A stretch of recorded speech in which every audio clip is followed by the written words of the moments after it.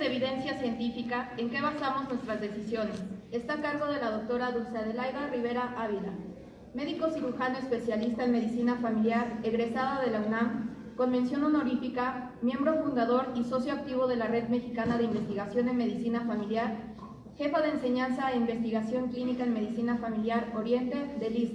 Démosle un caluroso aplauso.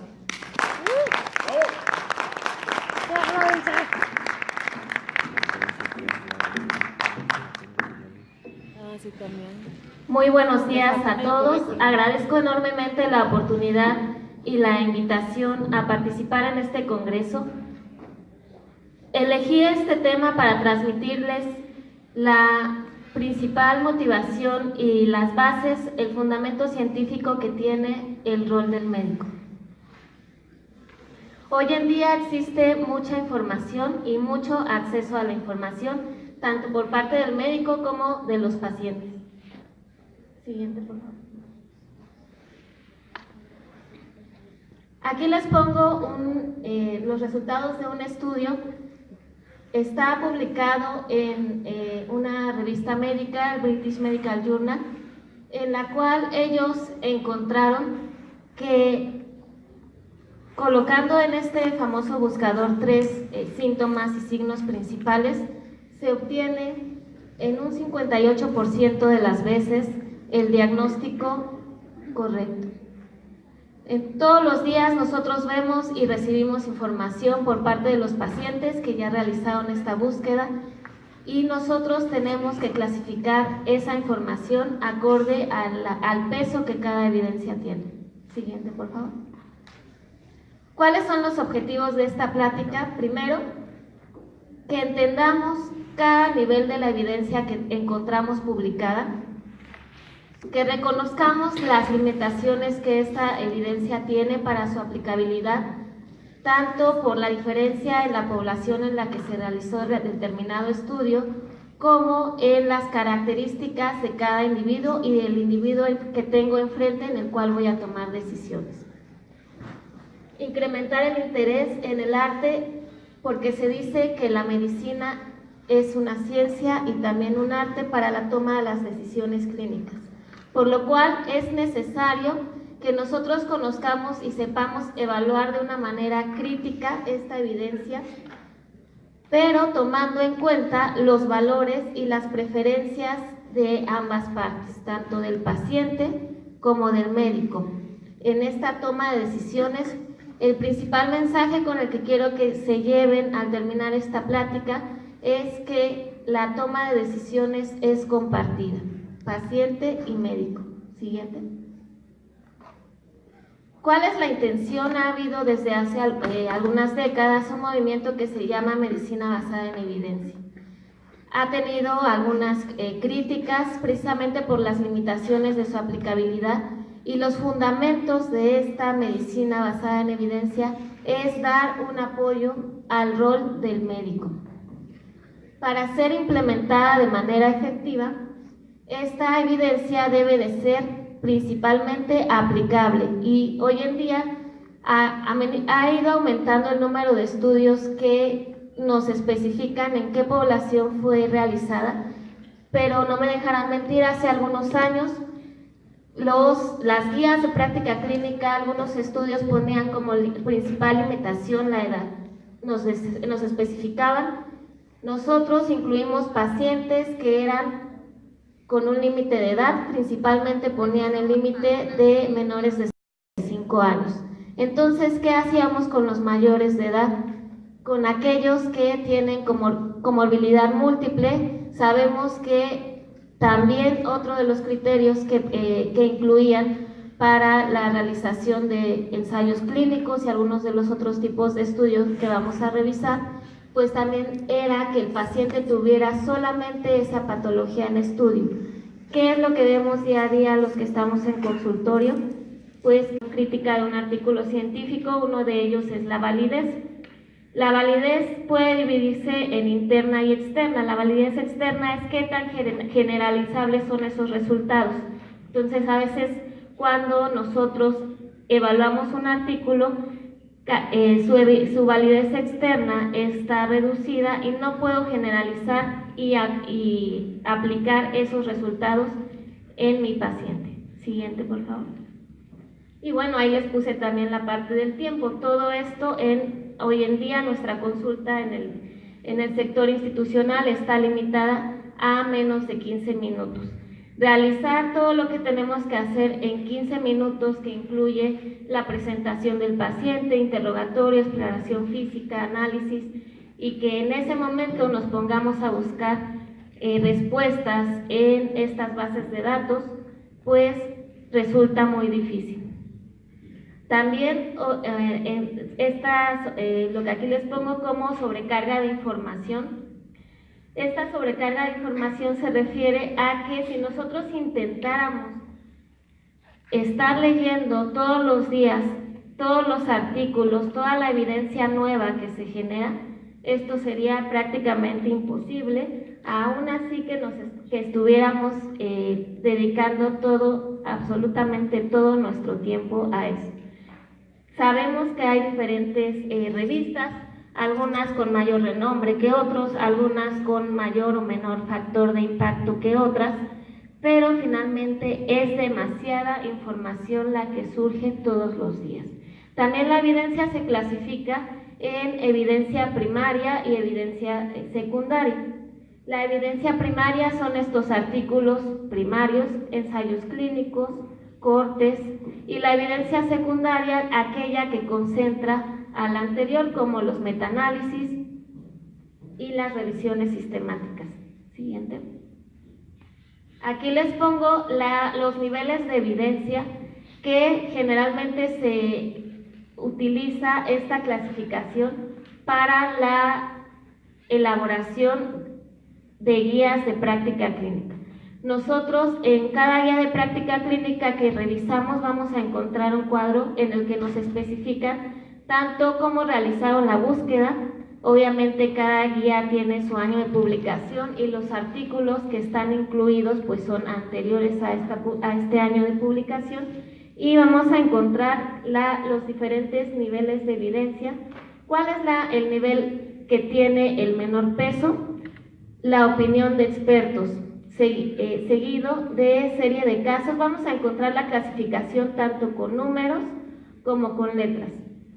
Conforme vamos avanzando en esta pirámide, se va reduciendo porque generalmente es el número de publicaciones de este tipo que encontramos. Los que menos encontramos son revisiones sistemáticas y metaanálisis, que son aquellos que conjuntan evidencia primaria, que sería serie de casos, casos y controles, cohortes, ensayos clínicos, y de los ensayos clínicos también están clasificados en si fueron o no controlados, si fueron o no con asignación aleatoria. Si esto no es el caso, no es un ensayo clínico controlado, aleatorizado, sino un estudio cuasi experimental, seguido de revisión sistemática. Y las revisiones sistemáticas también se clasifican acorde a los estudios que incluyan. Puede ser una revisión sistemática que incluya solamente artículos descriptivos como casos y controles, cohortes, una revisión sistemática que incluya estos ensayos clínicos que no fueron hechos con este rigor metodológico que agrega la aleatorización, y los más poderosos, los que sí incluyen ensayos clínicos aleatorizados con cegamiento, y estos incluidos en el metaanálisis también para generar este pool de información y realizar análisis de datos más avanzados. ¿Cuáles son los grados de recomendación que utilizan en las guías de práctica clínica? Seguramente ustedes han leído varias guías de práctica clínica, y ¿cuál creen que sea el grado de recomendación? Incluso probablemente estén más familiarizados con esta clasificación de las letras A, B, C, D. ¿Me creerían si les dijera que es la D? Los que han leído alguna guía de práctica clínica seguramente me darán la razón. La evidencia que más se utiliza en esta elaboración, ¿y por qué creen que sea? generalmente esta opinión de expertos, ¿por qué es lo que se termina utilizando más que la evidencia primaria? Porque también hay otro tema muy interesante, que es el análisis de que no existe evidencia. Entonces, generalmente la opinión de expertos es justamente un grupo de expertos que lo que tienen que trabajar es la ausencia de evidencia, y no porque no la haya, sino que tal vez la evidencia que existe no es la adecuada para generalizar esos resultados.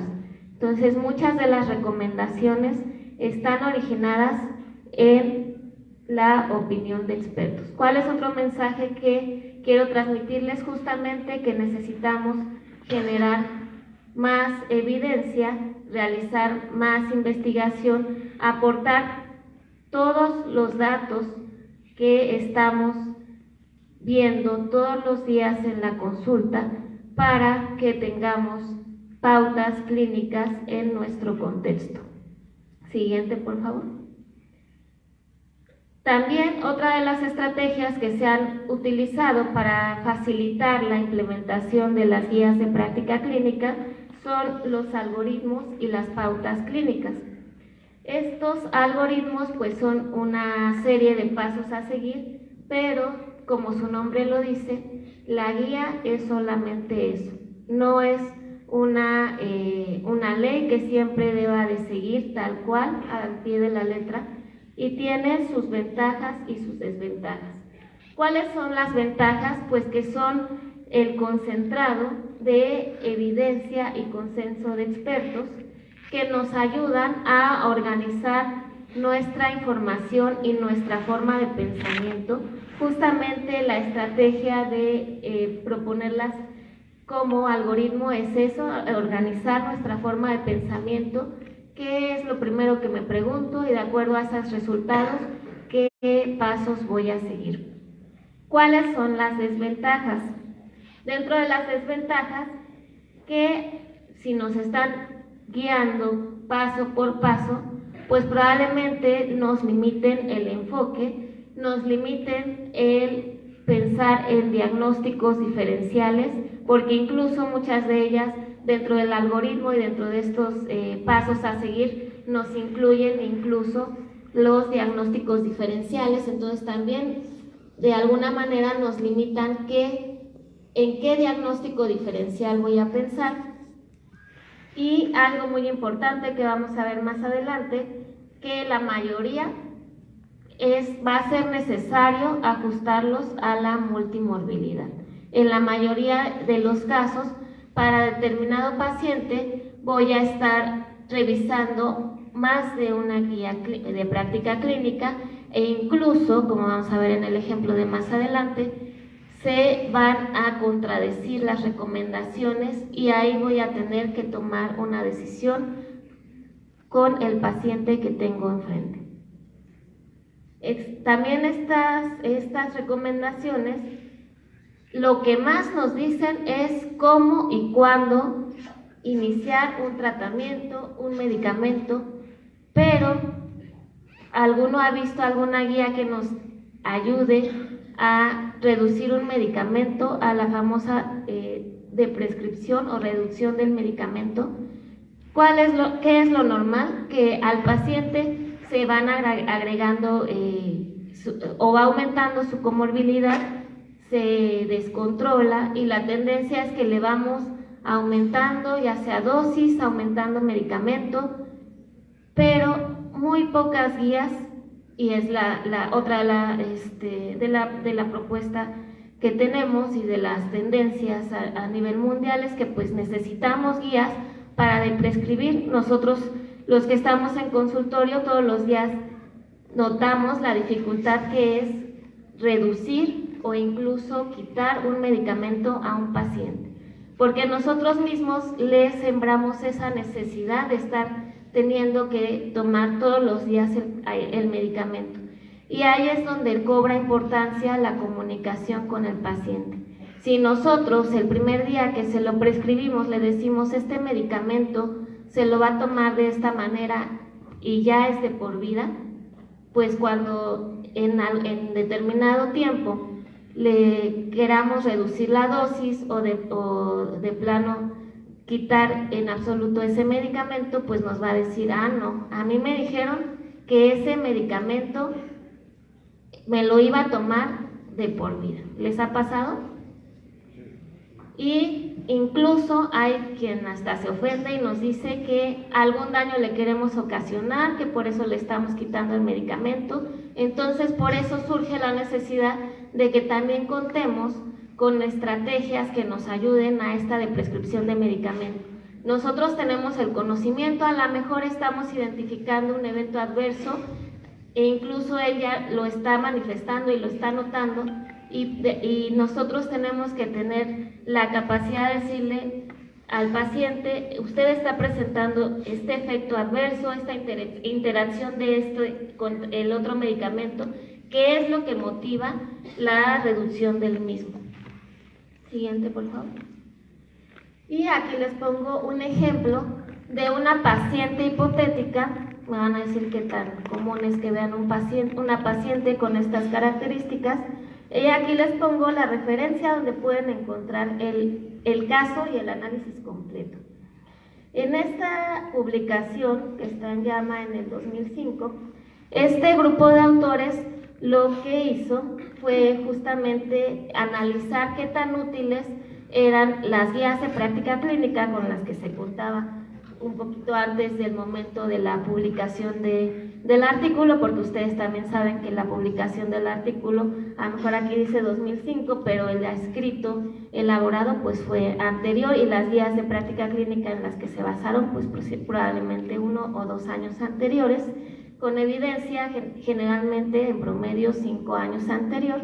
Entonces vamos a ver, en ese momento vamos a decir en el 2000, si nos hubiera tocado esta paciente y tuviéramos el tiempo de revisar, porque para esta paciente se analizaron más de 30 guías de práctica clínica, cuáles son las recomendaciones y el resumen de ellas. Una paciente de 79 años con diagnósticos de osteoporosis, osteoartritis, diabetes, hipertensión y EPOC, todas de severidad moderada. Usando las recomendaciones de las guías de práctica clínica, y en algunos casos las guías de práctica clínica nos ponen varias opciones e incluso nos ponen primera línea, segunda línea, pero lo que hicieron estos autores es elegir el medicamento con menor potencial de eventos adversos. Diseñaron este esquema para el tratamiento de esta paciente que tiene osteoartritis, diabetes, hipertensión y EPOC. Y también pues el diseño de la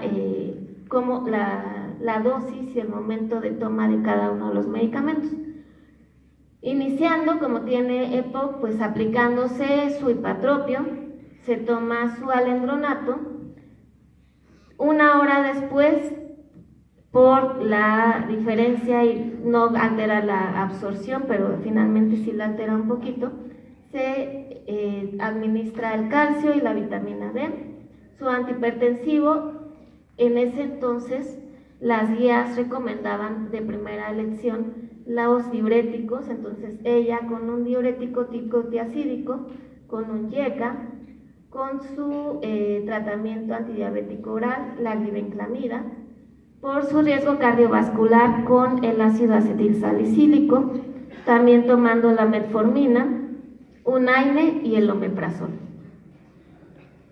A la 1 de la tarde, otra dosis del hipatropio y también su otra dosis del calcio y la vitamina D. Y por la noche, la otra dosis de hipatropio, metformina, calcio, se agrega la pravastatina y la otra dosis del naproxeno. ¿Qué opinan de este esquema de tratamiento? ¿Alguien identifica alguna interacción farmacológica potencial? ¿Algún medicamento que no sería el ideal? Ya están aquí respondiendo afirmativamente que sí. ¿Cuál le retiraba, doctor? El omeprazol, el naproxeno, la glibenclamida. O sea, el omeprazol,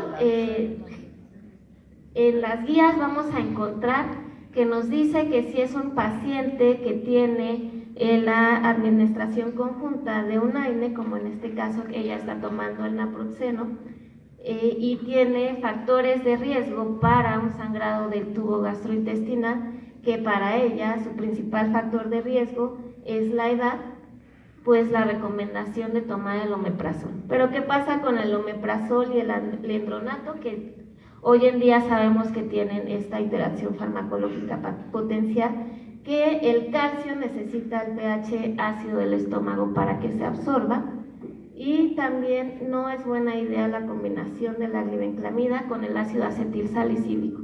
Y de la glibenclamida, esta paciente de 79 años, ¿cuánto tiempo les gusta que tenga de evolución de la diabetes?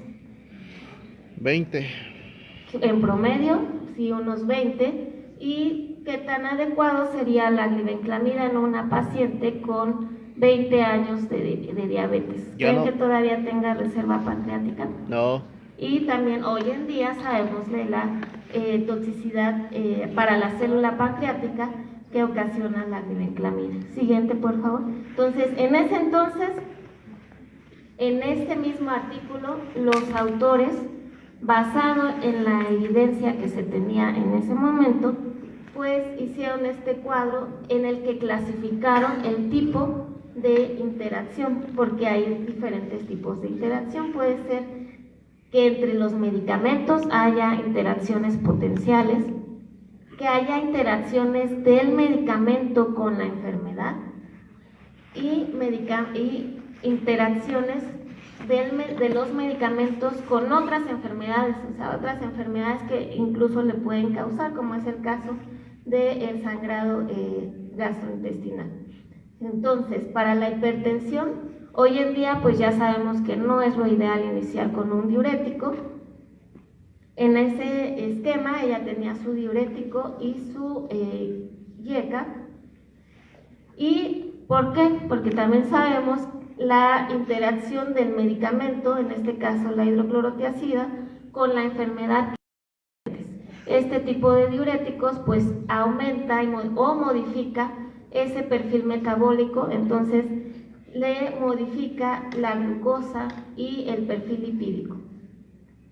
Entre los medicamentos y para con otras enfermedades, también este mismo diurético disminuye la efectividad de la glibenclamida. Les decía también que la glibenclamida y el ácido acetil no es buena combinación, e incluso aumenta el riesgo, que les decía, del calcio, el compartir metabolismo de las enzimas o de los citocromos que tiene el alendronato con el omeprazol. Entonces, en esta paciente, pues con el conocimiento que tienen hoy en día, lo más probable es que no la tendrían con este esquema. Pero estas son el resumen de las recomendaciones basadas en las guías de práctica clínica en ese entonces. Siguiente. ¿Qué tan aplicables son las recomendaciones? Aquí no se ve, yo les voy a decir qué dicen. Muchas veces nosotros cuando leemos una guía de práctica clínica, en este caso una guía para falla cardíaca, nos tiene las diferentes recomendaciones y encontramos la leyenda que dice esto aplica, o la mayoría de la evidencia fue con pacientes jóvenes, y pues creemos que para los de mayor edad aplica lo mismo.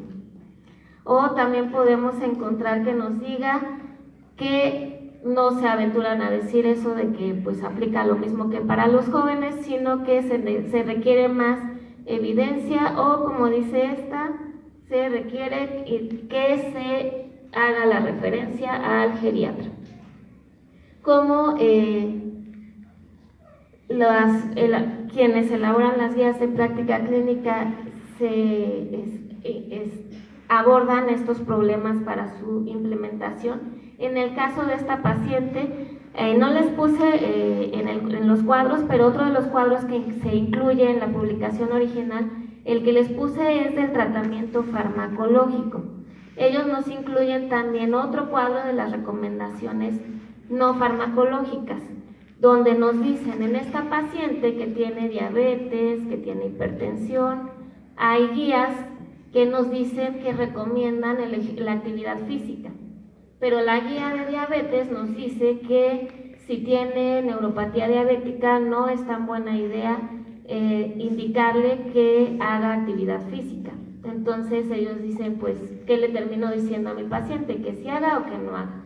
¿Qué le termino diciendo en la práctica diaria? Pues hago la evaluación. Si está en condiciones de hacer actividad física, pues sí, lo ideal es que haga la actividad física. ¿Qué más? Siguiente, por favor. También la consideración de que en esta población geriátrica pues pueda haber mayores errores en la ingesta de los medicamentos. Muchas veces nosotros precisamente buscamos monodosis, que no tengan que partir una pastilla que es demasiado pequeña y le tengamos que decir tómese un cuarto, tómese media tableta, sino que la presentación sea la más fácil para que ellos tengan esa aceptabilidad y adherencia al tratamiento. El nivel de evidencia de las recomendaciones, les recuerdo entonces que la mayoría de las guías de práctica clínica incluyen enfermedades individuales, un paciente hipertenso puro, un paciente diabético puro. En el caso de personas mayores, lo más común que encontramos es que tienen enfermedades múltiples y que entonces ahora pues también surge la necesidad de tener guías que tomen en consideración estas combinaciones o esta comorbilidad más frecuente. Siguiente. Aquí nada más les voy a presentar un resumen de otra publicación que también está en la revista de Medicina Familiar, de cómo tomamos las decisiones y seguramente en el contexto de su práctica han encontrado de todas. Siguiente.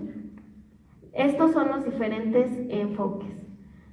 Uno de ellos es los patrones.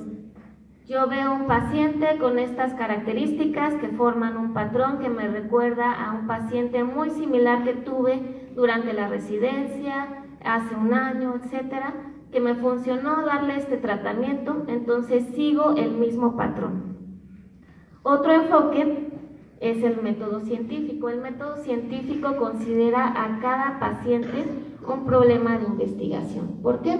Porque yo obtengo datos del paciente, ya sea del expediente, del interrogatorio, me formulo o me planteo primero un problema que resolver, me formulo una hipótesis, hago, si necesito, otra recolección de datos, si son necesarios para resolver ese problema, hago el análisis de datos, puedo pedir alguna prueba confirmatoria y termino confirmando o refutando mi hipótesis.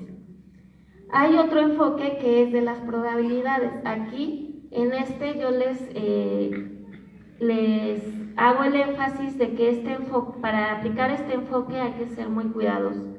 ¿Por qué? Porque este enfoque incluye que nosotros solicitamos una prueba diagnóstica y sabemos que desde antes de tener el resultado, esa prueba diagnóstica tiene un valor predictivo positivo y negativo que está basado en la prevalencia de la enfermedad. Entonces, si yo no sé y no considero esto, cuando tenga el resultado de la prueba, justamente lo que voy a tener es más o menos probabilidades de tener la enfermedad. También hay otro enfoque que considera los diagnósticos diferenciales y aquí nos podemos ir a todos los extremos. Seguramente ustedes o tienen colegas que dentro de sus diagnósticos diferenciales se van al más extremo. Tiene un dolor epigástrico, no vaya a ser un cáncer gástrico, entonces se enfocan hacia allá. Una opción es irse al más probable. No, pues lo más probable va a ser que ese mismo dolor en epigastrio sea, no sé, de dispepsia y le deje el tratamiento empírico de erradicación del Helicobacter pylori. O incluso que mi enfoque entre la elección de cómo voy a abordar esos diagnósticos diferenciales sea hacia cuál puedo hacer algo. Para este diagnóstico que estoy pensando no tengo tratamiento disponible, porque no existe o por las condiciones de la institución en la que estoy. Entonces me enfoco hacia el diagnóstico diferencial por el que sí puedo hacer algo. El otro enfoque es muy similar, es la interpretación de la prueba muchas veces, y hoy en día con la famosa unifila o con la pérdida de continuidad que tenemos, nos llegan los pacientes con los resultados de los estudios que se les solicitó por otro colega o se lo hizo en el medio privado, y nos toca darle la interpretación de la prueba. Hay que ser muy cuidadosos y no interpretar las pruebas de manera aislada, sino siempre tomando en consideración el contexto. Y la última es el umbral del tratamiento. El umbral del tratamiento incluye si este tratamiento va a deteriorar la calidad de vida del paciente por los efectos adversos que presente, y también involucrarlo en la toma de decisiones. Siguiente. Esta diapositiva resume muchos de los factores que están involucrados en la toma de decisiones. Si se fijan, la certeza o la calidad de la evidencia con la que disponemos es solamente uno de ellos. Tenemos que tomar en consideración al emitir al tomar una decisión o al emitir alguna recomendación, los valores y las preferencias del paciente, los recursos que contamos. Por eso también muchas veces han escuchado el término de medicina basada en existencias. ¿Qué tan factible es esa intervención? Y algo muy importante, ¿qué tan aceptable va a ser esa intervención por mi paciente? También tenemos siempre en la toma de decisiones que hacer una balanza de riesgo-beneficio. El riesgo es menor, más bien el beneficio sobrepasa el riesgo que representa para mi paciente, que puede ser desde la toma de determinado estudio o la noticia del resultado de ese estudio. Por eso la medicina basada en evidencias pues debe de considerar estas influencias internas, porque también aquí se agrega otra cosa, que es la experiencia del médico. A lo mejor como médico poseo los conocimientos y sé que esa enfermedad es rarísima, es una en 100 millones. Pero hace 2, 3 años en mi servicio social me tocó justamente un caso de ese 1 en 100 millones. Entonces mi conducta, basada también en mi experiencia, se puede llegar a modificar. Siguiente.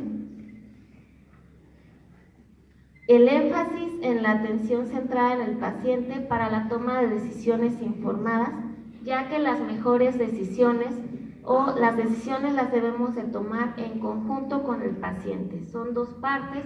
El médico pues es quien posee los conocimientos sobre la enfermedad, sobre las pruebas diagnósticas que va a indicar, sobre el pronóstico de esa enfermedad, el tratamiento y los efectos adversos, los resultados esperados de ese tratamiento. El paciente pues tiene toda una experiencia de vida, ¿no? Tiene experiencia de enfermedades que ha tenido anteriormente y cómo le fue, las circunstancias sociales, sus comportamientos, incluso hábitos que pues él mismo sabe si va a modificar o no. ¿Qué tanta tolerancia tiene ese paciente a la noticia de esa enfermedad, a los riesgos que esa enfermedad o ese tratamiento representa? Tiene sus valores y sus preferencias, y todo esto lo tenemos que tomar en consideración. Siguiente. Esto es un enunciado que muy a menudo encontramos en las guías de práctica clínica, que nos dice finalmente esta guía es eso, es una guía, y cada facultativo tiene su juicio. Se espera que los profesionales tomen esta guía en cuenta en conjunto con las necesidades individuales, las preferencias y valores de sus pacientes. No es obligatorio aplicar las recomendaciones y la guía no invalida la responsabilidad de tomar decisiones apropiadas a las circunstancias de las personas, en consulta con ellos, con su familia, con sus cuidadores o con sus tutores. Entonces tampoco se vale, yo lo hice así porque así decía la guía, porque también hay que tomar en consideración todo lo demás. Siguiente. Esta referencia creo que es la más antigua de las que les he puesto, es del 97 y me van a decir qué tan vigente continúa. En esta publicación se hizo una encuesta a los médicos para saber qué tanto utilizaban las guías de práctica clínica. Y esto es lo que encontraron. Era una aplicación de las guías de un 14%.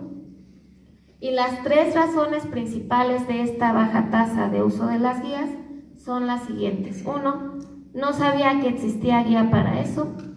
2, no estoy familiarizado con lo que dice la guía. Y la tercera, no estoy de acuerdo con lo que dice la guía. Entonces, pues hoy en día, seguramente algunos de ustedes estarán de acuerdo con alguna de estas 3 principales razones por las que no se utilizan las guías en un 100%. Siguiente. También en las primeras diapositivas les decía que esta evidencia pues debe de apoyar al rol del médico. Pero ¿cuál es el rol del médico? Esta publicación sí es la más reciente y es un artículo que nos habla de el traslado dentro de las actividades que realiza el médico familiar, principalmente que disminuyamos las actividades administrativas, estar metiendo datos en una computadora, estar haciendo esta captura para la elaboración de documentos, de solicitudes, de referencias y precisamente incluye también actividades preventivas que pueden hacer, o más bien que pueden ser realizadas por otros miembros del equipo. Hace mucho énfasis en que pues el rol del médico familiar pues siempre está metido en un equipo multidisciplinario en el cual ahí puede haber algún actor que sea el encargado de elaborar estas referencias o de revisar si se han realizado las acciones preventivas acorde a la edad y el riesgo del paciente, y las acciones del médico pues son más hacia individualizar cada paciente.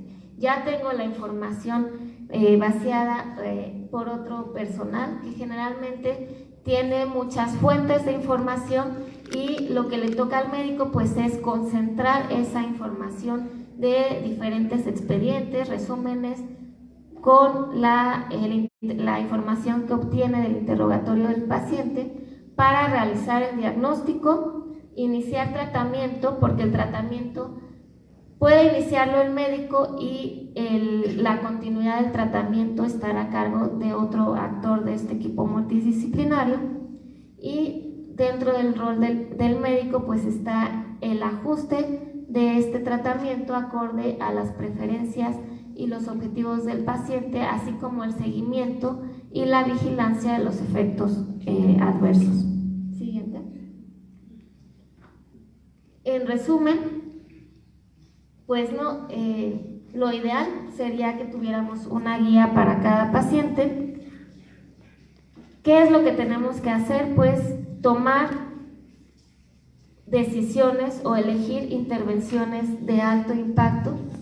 Existe un movimiento gradual en el desarrollo de las guías de práctica clínica en el cual también podemos participar, que incluye el asesoramiento de expertos y el ser parte de este consenso de médicos en nuestro medio, que representa el contexto de atención, el contexto que está viendo todos los días en su práctica. la estandarización y la oportunidad de compartir información entre diferentes grupos de guías, porque puede haber un grupo de guía que está elaborando una guía de práctica clínica de diabetes y otro grupo de guía de práctica clínica de hipertensión, y no es lo ideal que cada uno esté por su lado, a eso se refiere el mensaje, sino que compartan la información y enriquezcan cada uno estas guías. Ajustar las pautas con respecto a la esperanza de vida, y ahí les pongo un ejemplo. A lo mejor la guía nos dice, realiza esta intervención, solicita esta prueba diagnóstica, y tenemos que considerar igualmente las preferencias del paciente y la expectativa de vida del paciente. Este ejemplo es un hombre de 70 años que tiene comorbilidad múltiple, tiene secuelas de un accidente cerebrovascular, tiene insuficiencia cardíaca, tiene enfermedad pulmonar, su síndrome de fragilidad. ¿Y qué tan adecuado sería someterlo a estas medidas de tamizaje o de screening para el cáncer colorectal o para el cáncer de próstata? Y regresándonos a la diapositiva donde les ponía toma de decisiones basadas en la prueba, ¿cómo voy a interpretar el resultado de ese antígeno prostático cuando me lo entreguen en una tabla que diga estos son los valores de referencia hasta los 65 años y él tiene 70? En el caso del antígeno prostático, y considerando si está asintomático, la historia de la enfermedad y la esperanza de vida de ese paciente con comorbilidad múltiple de 70 años. ¿Qué le hago más beneficio o con qué le hago más daño? El daño de que probablemente me salga un antígeno elevado, o a lo mejor está acorde a su edad, pero como no supe interpretar los valores de referencia o calcularlos en el caso de que no exista, pues lo someta a una biopsia que a lo mejor o es innecesaria, pero para el paciente sí va a ser muy molesta y va a arrojar un resultado. Si arroja un resultado de cáncer de próstata, pues ligado a eso va a estar el continuar con un tratamiento que también va a tener efectos adversos, puede que tenga una combinación de quimio y radioterapia y empeore su calidad de vida, y si su expectativa de vida inicial era de 7.3 años, se la reduzca a 2 o a 3. Entonces, a esto se refiere esto último, de que también debemos ajustar las pautas acorde a la esperanza de vida del paciente, que lo ideal es que contemos con estas tablas de riesgo-beneficio en función de la edad, el sexo y la morbilidad individual. Siguiente.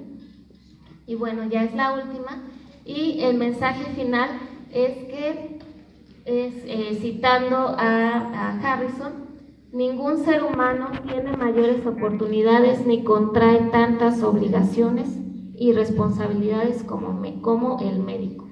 Gracias.